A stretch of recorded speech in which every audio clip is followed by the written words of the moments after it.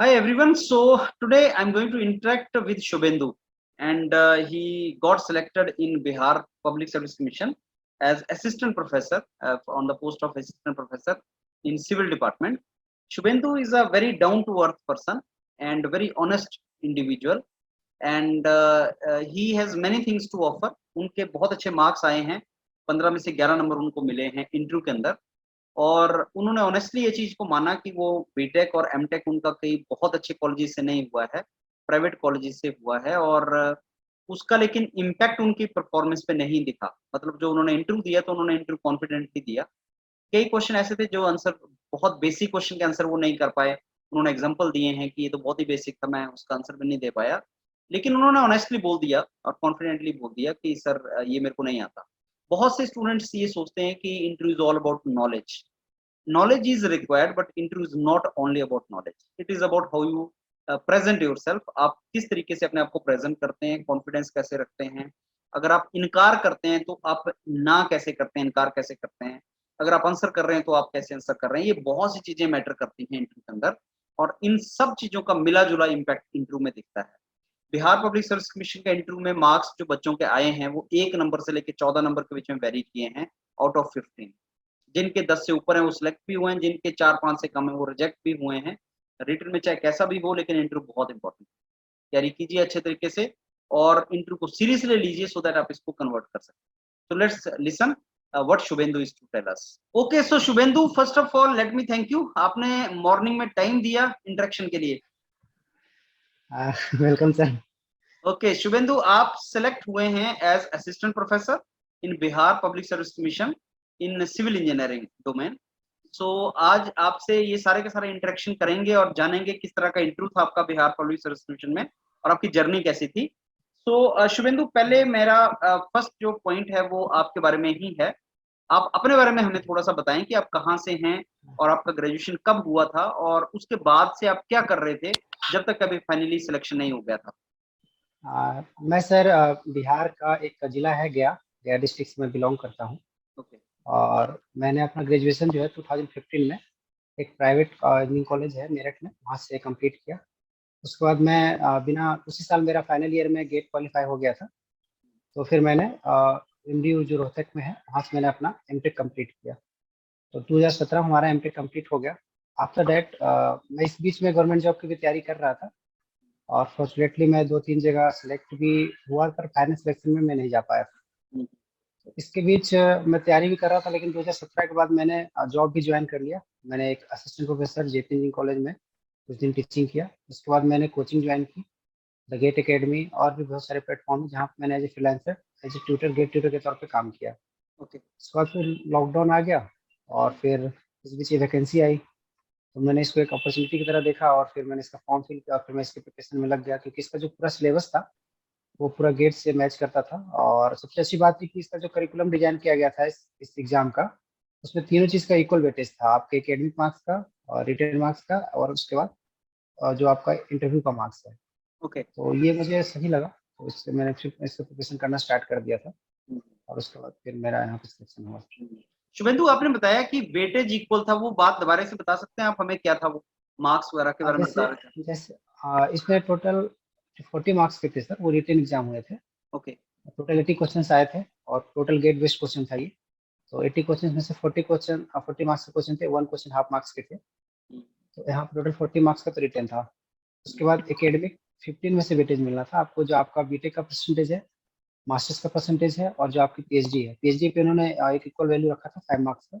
अच्छा। जिसने पीएचडी का रखा उसको 5 मार्क्स मिलेगा। ओके। इसका इन्होंने 20 आउट ऑफ पूरा वेटेज दिया था और 15 मार्क्स का इंटरव्यू था। और जिनके पास एक्सपीरियंस था गवर्नमेंट इंजीनियरिंग कॉलेज में पहले का, उनको कुछ एक्सपीरियंस का वेटेज मिला था। ओके। तो ये बताइए कि इंटरव्यू का वेटेज कितना रहता है शुभेंदु इसमें।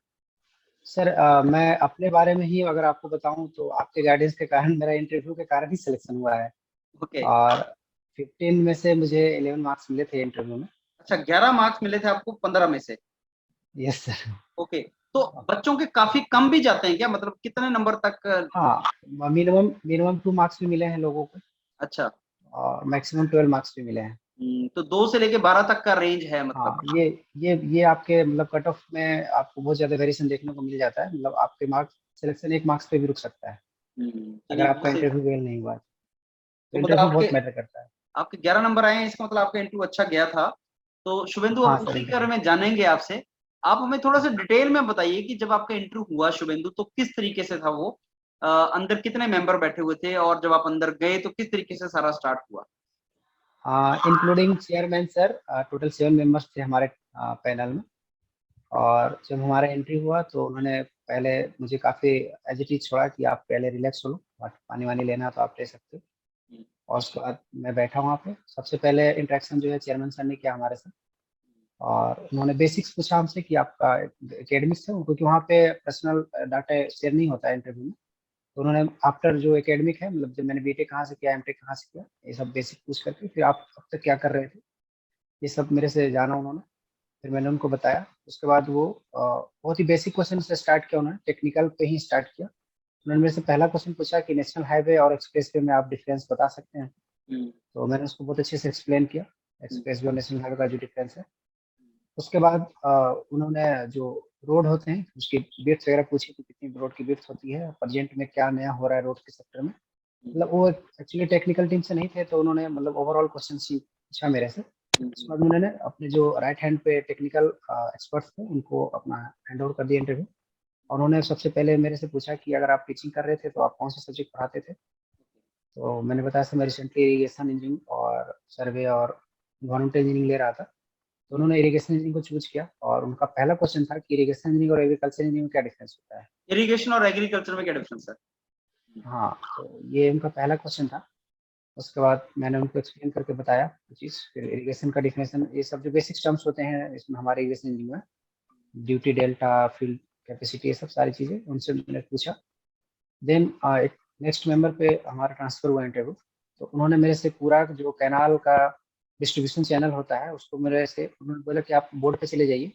वहाँ पे पीछे में बोर्ड लगा हुआ था, और उस बोर्ड पे मुझे एक्सप्लेन करके बताना था कि जो कैनाल डिस्ट्रीब्यूटर सिस्टम होता है वो कैसे वर्क करती है। तो पूरा एक आउटलेट होता है, डायग्राम था, और डायग्राम के साथ मुझे एक्सप्लेन करना था। हालांकि जो पीछे मैं जब बैठा था वेटिंग हॉल में, तो जो लोग निकल के आ रहे थे बता रहे थे कि बोर्ड पे काफी ज्यादा वो परेशान हो रहा था। फिर भी उनकी बातों से डेविएट नहीं हुआ, मैं अपना कॉन्फिडेंस लेके गया था। और मैं मेरे से ज्यादा क्रॉस क्वेश्चनिंग उन्होंने नहीं किया बोर्ड पे। जो उनको चाहिए था वो उन्होंने पूछा, और वो जायज क्वेश्चन है। मैं जब टीचिंग करता था तो वो बच्चे भी पूछते थे वो क्वेश्चन। तो वो क्वेश्चन थे उनके बहुत बेसिक से। फिर उन्होंने मुझसे बियर और बैराज का डिफरेंस पूछा। इरिगेशन काफी डेप्थ में मेरे से पूछा। फिर उन्होंने पूछा कि रिसेंट क्या हो सकता है इरिगेशन में, मतलब जैसे कि आजकल डीप इरिगेशन पे काफी बातें चल रही है, स्प्रिंकल इरिगेशन पे काफी बातें चल रही है, और पेडी कल्चर वाटर का वाटर रिसोर्स काफी ज्यादा, हमारा जो वाटर है ग्राउंड वाटर है डिप्लेट कर रहा है धीरे धीरे। तो पेडी कल्चर का क्या फ्यूचर है इंडिया और चाइना का, उन्होंने हमसे कंपेरिजन करवाया बाकी कंट्रीज के साथ में। तो फिर मैंने उनको इजराइल और चाइना वगैरह का बताया कि वहाँ पे काफी अच्छे से डीप इरिगेशन अभी किया जा रहा है, और अपने स्टेट में भी गुजरात वगैरह में किया जा रहा है। तो उनको मैंने समझाया। तो फिर ओवरऑल मतलब सेटिस्फाइड थे मेरे से। फिर उन्होंने नेक्स्ट सब्जेक्ट की तरफ मूव कर गए वो। फिर उन्होंने हाईवे से क्वेश्चन किया, हाईवे से रिजिड पेमेंट, फ्लेक्सिबल पेमेंट, इस सब का डायग्राम बनवाया हमसे। और जब उनका हो गया फिर उन्होंने जो इधर के जो जो राइट साइड पे 3 मेंबर थे उनका कंप्लीट हो गया। फिर लेफ्ट साइड के जो फर्स्ट मेंबर थे उन पे आया हमारा इंटरव्यू। तो उन्होंने हमारे एमटेक से स्टार्ट किया कि आपका एमटेक में प्रोजेक्ट क्या था। मैंने अपने प्रोजेक्ट के बारे में बताया। फिर सब्जेक्ट आप कौन कौन से थे आपके एमटेक में, तो वो सब्जेक्ट्स मैंने बताया। फिर उन्होंने अर्थक्वेक इंजीनियरिंग वहाँ से उठा लिया। वो मेरे अर्थक्वेक, मैं स्ट्रक्चर से एमटेक हूँ, तो वहाँ पे उन्होंने अर्थक्वेक इंजीनियरिंग चूज किया एक सब्जेक्ट। फिर उन्होंने कुछ सबसे बेसिक क्वेश्चन, ये बेसिकली लोग छोड़ देते हैं, उन्होंने सबसे पहला चीज ये पूछा कि आपने बुक कौन सा फॉलो किया था अच्छा। पढ़ने के लिए। ओके। तो ये बड़ा बेसिक क्वेश्चन था, ये मतलब आउट ऑफ द बॉक्स मेरे लिए। हाँ हाँ। मैंने पढ़ा था तो मैंने बता दिया कि मैंने कौन सा बुक फॉलो किया। और आई कोड के बारे में उन्होंने पूछा कि आपने कौन सा आई कोड फॉलो किया था इस सब्जेक्ट को आप कर रहे थे। मैंने बताया। फिर उन्होंने मेरे से डक्टाइल डिटेलिंग वगैरह पूछी, और उसके बाद नेक्स्ट पे हमारा ट्रांसफर हो गया। तो वो मेरे से जियोटेक के कुछ बेसिक्स क्वेश्चन पूछे। फिर जब नेक्स्ट पे ट्रांसफर हो रहा था उसकी चेयरमैन सर जो थे उन्होंने इंटरप्ट कर दिया, इसका टाइमिंग काफी ज्यादा हो गया, इसको जाने दें। बट जो लास्ट वाले मेंबर थे उन्होंने कहा कि नहीं मैं भी एक क्वेश्चन पूछूंगा। अच्छा। उन्होंने फिर मेरे से फाउंडेशन का क्वेश्चन पूछा। तो फॉर्चुनेटली मैंने 2 क्वेश्चन का आंसर किया, 2 का आंसर मैं नहीं कर पाया था। अच्छा। तो मैंने ये चीज देखा कि मैं फिर उसमें घबराया नहीं, कॉन्फिडेंट रखा। मैंने कहा सर सॉरी मुझे याद नहीं है ये वाला फिल्म। वो एक्चुअली एक मैथमेटिकल फॉर्मूला पूछा था मेरे से उन्होंने, तो मुझे ध्यान नहीं था उस टाइम पे, मैंने नहीं बता पाया। और फिर चेयरमैन सर वापस अपने पास ले गए इंटरव्यू, और उन्होंने मेरे से एक बहुत ही मतलब कह सकते हैं ये हमारे सब्जेक्ट का क्वेश्चन नहीं था। उन्होंने मेरे से पूछा कि आप कोर ब्रांच से बिलोंग करते हो, तो कोर ब्रांच में प्लेसमेंट नहीं है गवर्नमेंट इंजीनियरिंग कॉलेज में, तो आप इसमें क्या करोगे और क्या आप नया करोगे, तो इसके बारे में आप थोड़ा मुझे बताओ कि आप क्या, आप क्योंकि आपके पास एक्सपीरियंस है कॉलेज का और कोचिंग का, तो आप मुझे बताइए कि आप अगर को आपको मौका मिलेगा तो आप कैसे इसको एक मतलब चेंज कर सकते हैं या आपके प्लेसमेंट को आप इंक्रीज करवा सकते हैं। तो उस पर मैंने बोला कि सर जैसे हमारा जो कोर्स है वो प्रोफेशनल कोर्स है, और बाकी जैसे डॉक्टर का भी कोर्स होता है, तो डॉक्टर में सबसे मेन चीज़ क्या होता है कि वहाँ पढ़ाई से ज़्यादा लोग जो है वो अपने आप को स्किल में सीखने में ज़्यादा लगाते हैं, तो इस कारण से वो अनएम्प्लॉयमेंट वहाँ पे बहुत कम है। ऐसे करके मैंने आंसर उनको दिया कि अगर हमारे इंजीनियरिंग कॉलेज में भी इंडस्ट्री को कोलैबोरेट कर दिया जाए और इस तरह से पढ़ाई किया जाए ताकि बच्चे के पास स्किल हो, तो उनको फिर आफ्टर जॉब, जो आफ्टर ग्रेजुएशन और जॉब के लिए इतना ज़्यादा परेशान नहीं होना पड़ेगा। अभी कहीं ना कहीं स्किल नहीं हो पा पाता है, इस कारण से वो सफ़र करते हैं बच्चे। तो ये सब चीज़ें थी। तो बेसिक एक दो क्वेश्चन और थे उन्होंने पूछे थे नॉन टेक से। अच्छा शुभेंदु, जैसे बोलते हैं कि वो टीचिंग स्किल चेक करते हैं, तो क्या उन्होंने आपको बोर्ड के ऊपर क्या करने को बोला और कैसे उन्होंने वो स्किल को चेक किया था? बोर्ड के ऊपर सर मैंने बताया आपको, कैनाल डिस्ट्रीब्यूशन सिस्टम का उन्होंने मेरे से डायग्राम बनवाया, अच्छा।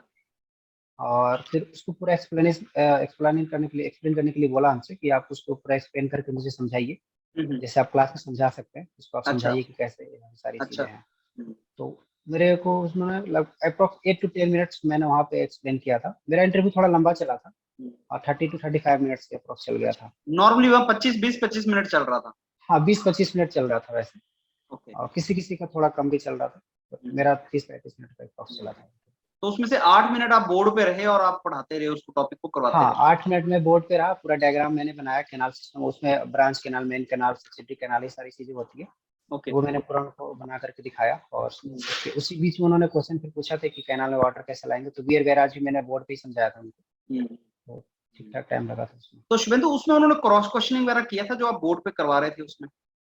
हाँ सर क्रॉस क्वेश्चन उन्होंने मेरे से किया था।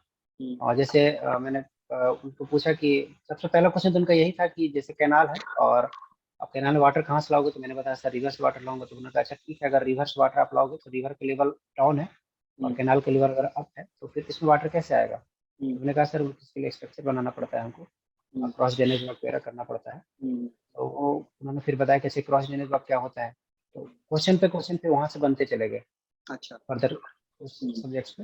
तो वहाँ से सारा क्वेश्चन, काफी क्वेश्चन बना था वहाँ पे। अच्छा, कई बार शुभेंदु बच्चे ये पूछते हैं कि सर कौन से ऐसे सब्जेक्ट हैं जो हम तैयार करके जाएं जिससे कि हमारा वहां पे अंदर वो हो जाए, तो कोई ऐसे सब्जेक्ट हैं जो उनको तैयार करने चाहिए? सर मेरा जो पर्सनल एक्सपीरियंस ये रहा है कि खास करके अगर आप मास्टर्स पे देने जा रहे हो, तो आपका जो मास्टर का सब्जेक्ट हो वो तो आप जरूर तैयार कर लो, ओके। क्योंकि वो उसको छोड़ेंगे नहीं। वो कहीं ना कहीं उनके दिमाग में रहता है कि इसने इस सब्जेक्ट को मास्टर किया है, सही उस है। सब्जेक्ट को आप जरूर कर लो। और सेकेंडरी, अगर आपको कोई सब्जेक्ट में इंटरेस्ट है जिसमें आप अच्छे से एक्सप्लेन कर सकते हो, ये कोई मैटर नहीं करता है कि कितना आपको आता नहीं आता, मतलब आप एक्सप्लेन कर सकते हो उसको, कॉन्सेप्ट को समझा सकते हो। और पहले जैसे कि बताया गया था जब कि आप एक टॉपिक डेमो तैयार कर लो, हालांकि डेमो जैसा ऐसा कुछ रहा नहीं वहाँ पे, उन्होंने अपने तरफ से ही डेमो बना लिया कोई भी टॉपिक दे करके। तो ये पहले सब प्रिज्यूम करके जाना कि मैं इस पे डेमो तैयार कर लेता हूँ और फिर वहाँ पे अगर वो चीज़ नहीं होगी तो कहीं ना कहीं वो नुकसान हो सकता है बच्चे को।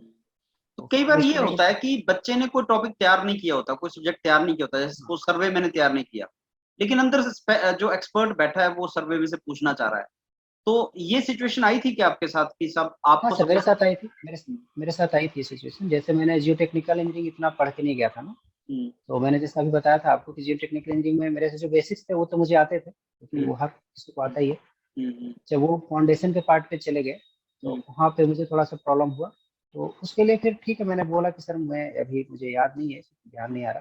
तो उन्होंने कहा इसको कोई बात नहीं, फिर फर्दर मूव कर गए वो। आपने एक बहुत अच्छी बात बताई कि मेरे को जो क्वेश्चन का आंसर नहीं भी आया तो मैंने उसको आंसर तो नहीं किया, लेकिन उससे मेरा कॉन्फिडेंस शैटर नहीं हुआ, मेरा कॉन्फिडेंस वहीं पे रहा। ये हाँ चीज सर। बहुत इंपॉर्टेंट है एक। तो अब ऐसी सिचुएशन तो शुभेंदु आएगा कि बच्चों को जो क्वेश्चन वो पूछे उनको नहीं आंसर आता है, ऐसी सिचुएशन में कैसे उसको हैंडल करना चाहिए, क्या बेस्ट वे होता है? सबसे पहले तो ये होता है कि आपको पैनिक नहीं होना है वहाँ पे। ओके। आ, आप सबसे पहले अपने माइंड को जितना कूल रख सकते हो आप रखो। क्योंकि सबको सबको आंसर हर चीज का पता नहीं हो सकता है, कभी पॉसिबल है ही नहीं। हाँ, सही है। तो सबसे पहला चीज कि आप कूल रहो, और आप उस चीज को कैसे मतलब आपको नेगेटिव भी बोलना है लेकिन उसको पॉजिटिव वे में बोलना है।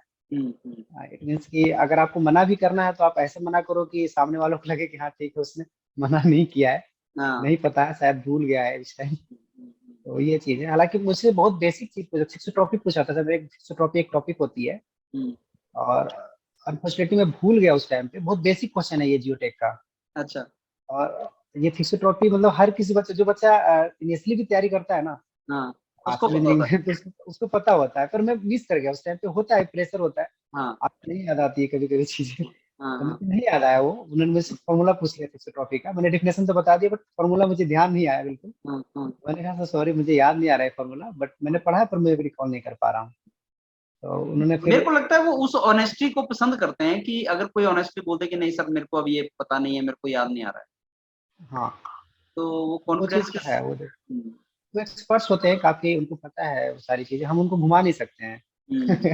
हम्म, वो ऑलरेडी काफी एक्सपीरियंस लोग होते हैं वो। अब हम्म, इनको गोल गोल जवाब दे करके हम वो नहीं समझा नहीं सकते घुमा कि हाँ सकता ठीक ऐसा। है। और ये मैंने आपसे ही सीखा था सर, जब आपने, मैं आपके साथ इंटरव्यू सेशन किया था, तो आपने साफ कहा था कि अगर आपको नहीं पता है तो आप सीधे नहीं कहना है इनको, क्योंकि अ, ये चीज पॉसिबल नहीं है कि मैं उनको मतलब एक तरीके से चीट कर लूँ, ये पॉसिबल नहीं है। अच्छा शुभेंदु, जब आप अंदर गए थे, एंटर किए थे, तो वहां पे कितने मेंबर थे और आपने उनको विश किस तरीके से किया था और उन्होंने आपको बैठने के लिए कैसे बोला था? सर मैं जब इंटर किया तो सामने तो चेयरमैन सर थे, रूम काफी बड़ा था हमारा, अप्रॉक्स 20 फीट तो होगा लंबाई ओके। से। तो दोनों तरफ थे, और सेंटर में हमारे चेयरमैन सर थे। तो मैं 20 सबसे पहले मैंने इंटर किया, उसके बाद मैं कमीन करके मैंने इंटर किया। फिर मैंने बोला जो उस टाइम इवनिंग का टाइम हो रहा था, अप्रॉक्स मेरा इंटरव्यू जो था 4 o'clock के आसपास चला था। तो मैंने उस टाइम पे गुड इवनिंग बोला चेयरमैन सर को। फिर मैंने जो दोनों साइड के मेंबर थे उनको एक बार देख लिया, बट उसमें से कुछ मेंबर तो कुछ अपना काम कर रहे थे, उन्होंने मुझे देखा भी नहीं। फिर उनमें से एक मेंबर ने कहा ठीक है आप बैठ जाइए। फिर मैं बैठ गया। फिर एक मेंबर ने कहा कि अगर आपको पानी वानी पीना है तो आप पी सकते हैं, फिर हम लोग स्टार्ट करेंगे। फिर चेयरमैन सर ने स्टार्ट किया था वहां से, फिर सारी चीजें मतलब क्लियर हुई। कंफर्टेबल फील करवाते हैं, तो ऐसे कोई नर्वस होने वाली बात हाँ वो 1 से 2 मिनट तक तो देते हैं। नहीं। और मैं सच बताऊं तो मेरे केस में ऐसा था कि मैं उस दिन मेरी थोड़ी सी जो हेल्थ था डाउन भी था, और मैं नर्वस फील कर रहा था वाकई में। काफी ज्यादा। मैं जब आपका एक टाइम आता है जब आप एंट्री करने से पहले वेटिंग हॉल में होते हो, तो उस समय नर्वसनेस बहुत ज्यादा होती है। मैं बार बार पानी पिए जा रहा था, लेकिन मैं इंटर करने के बाद फिर मैंने अपने आप को बहुत ज्यादा खुल के 1-2 मिनट का जो उन्होंने मुझे एक पीरियड दिया, उसमें मैंने अपने आप को कहीं ना कहीं बैलेंस कर लिया। और सर मुझे जैसे मैं इसके पहले भी इंटरव्यू दिया हूँ, असिस्टेंट इंजीनियर के लिए मैंने इंटरव्यू दिया है, और इसके पहले मैंने और पीसीएस के लिए भी इंटरव्यू दिया है।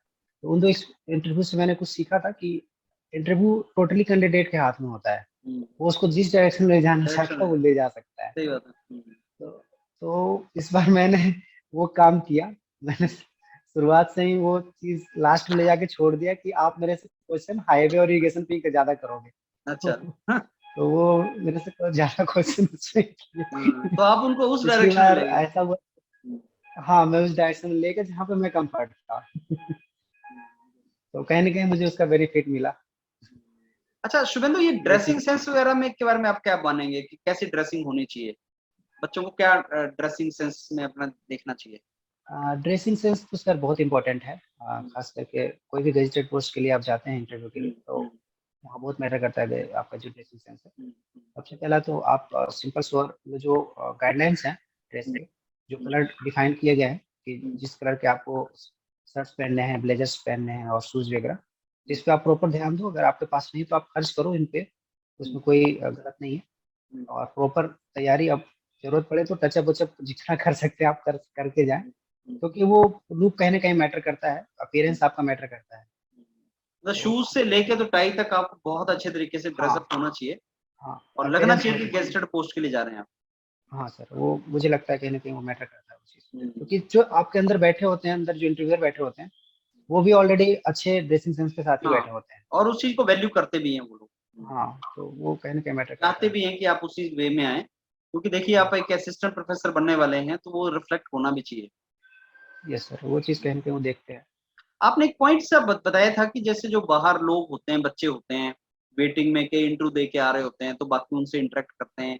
वो इंटरेक्शन का कैसे इम्पैक्ट होना चाहिए आपके ऊपर? क्योंकि कई बार स्टूडेंट्स क्या होता है ना, जैसे किसी का इंटरव्यू गड़बड़ हो गया अंदर, सपोज वो बाहर आता है, वो नर्वस है और बोलता है यार बहुत ही बेकार चल रहा है अंदर एंड ऑल, उससे आपको इम्पैक्ट पड़ता है। ये चीज को कैसे हैंडल करना चाहिए शुभेंदु? मेरा सर मानना ये है कि हर एक इंडिविजुअल अपने आप में अलग है, हाँ मतलब जी। अलग एंटिटी है वो। आपको अपने किसी और सेकंड कैंडिडेट से या थर्ड कैंडिडेट से कंपेयर तो करना ही नहीं चाहिए। हम्म। हो सकता है उसका मास्टर का सब्जेक्ट अलग रहा हो, आपका मास्टर का सब्जेक्ट अलग रहा हम्म। हो सकता है उसने जो सब्जेक्ट बताया वो सब्जेक्ट आपका अच्छा हो, तो ये तो बिल्कुल भी कंपेयर करना बेवकूफ़ी है, मेरा जहाँ तक मानना है। हम्म। तो कंपेयर तो आप बिल्कुल मत करो, आप अपने ऊपर कॉन्फिडेंस रखो, आप हम्म। उनकी बातें सुनो, बट हम्म। उसको इतना ज़्यादा मत सोच के चलो, और कभी प्री जंप करके नहीं चलना चाहिए इंटरव्यू में कि मैं हम्म। ऐसे-ऐसे तैयार करके आऊँ, तो ऐसा-ऐसा ही पूछा जाएगा। हम्म। ऐसा ये बिल्कुल जब प्रिजम्पशंस होते हैं हमारे अंदर कि मैं ऐसा ही पढ़ के जाऊँगा और ऐसा ही पूछा जाएगा, तो हम्म। ऐसा नहीं है, वो कुछ भी पूछ सकते हैं। जैसे मेरे केस में ये जो क्वेश्चन था प्लेसमेंट का, मैं इसकी तैयारी नहीं करके गया था। हम्म। ओके। हाँ, ये ऑब्वियसली ये चीज़ question out of the way आया कि आप हाँ, बच्चों को प्लेस कैसे करवाओगे। तो इसके कि लिए मैं मतलब। तैयार होकर नहीं गया था। तो वो चीज़ आपको उसके लिए तैयार होना पड़ेगा। हम्म, सही है। और आप नॉर्मल आंसर तभी दे सकते हो जब आप पहले से फ़ियर में नहीं हो सही है। या किसी की सुनी-सुनाई बातें में नहीं हो। क्योंकि उस टाइम पे सर क्या होता है, आप जब लास्ट टाइम पे होता है, तो मेमोरी बड़ी जल्दी रिकॉल करती है उन बातों को जो नेगेटिव होती है। सही है। तो हम्म। उस टाइम पे आपको पॉजिटिव रहना बहुत ज़रूरी है। अच्छा, ये जो पोस्ट है ये एमटेक बेस्ड पोस्ट है Shubhendu. Yes that sir. Means हर बच्चा जो जाएगा वो या तो एमटेक होगा या वो पीएचडी भी कर रहा होगा। तो कितना रेलिवेंस है एमटेक के प्रोजेक्ट का, कि जो आपने एमटेक का, क्योंकि एमटेक करके आया है हर बच्चा, तो क्या एमटेक के प्रोजेक्ट को सीरियसली तैयार करके जाना चाहिए? आपका क्या इसमें आप बताएंगे? सर एमटेक का ऐसा माना जाता है कि एमटेक जो है एक्चुअली जब आप मास्टर्स करने जा रहे हैं, इट मीन्स आप कोई सब्जेक्ट पर रिसर्च करने जा रहे हैं एक तरीके हाँ से। जी। तो प्रोजेक्ट का मैटर करता है, क्योंकि प्रोजेक्ट से वो क्वेश्चन करते ही करते हैं। तो आपका जो प्रोजेक्ट है उसको आप बहुत अच्छे से तैयार करके जाओ। जैसे अभी मैकेनिकल का भी होने वाला है इंटरव्यू, अभी उनका रिटन रिजल्ट आया है।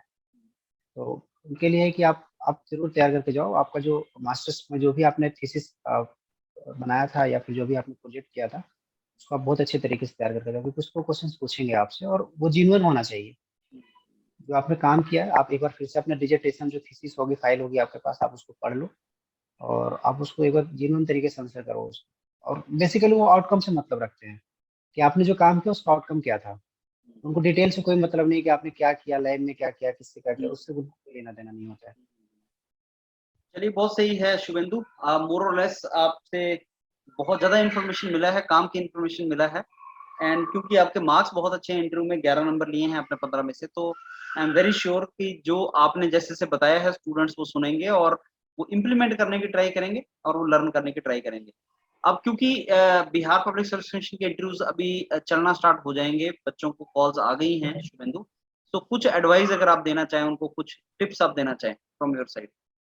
मेरा सर टिप्स तो ये, जैसे मेरा जब डेट आया था इंटरव्यू का, तो फिर मैंने इसको एक युद्ध की तरह माना कि नहीं, मेरे लिए ये इम्पोर्टेंट है। और सबसे पहले तो मैंने आपका गाइडेंस लिया उस टाइम पे।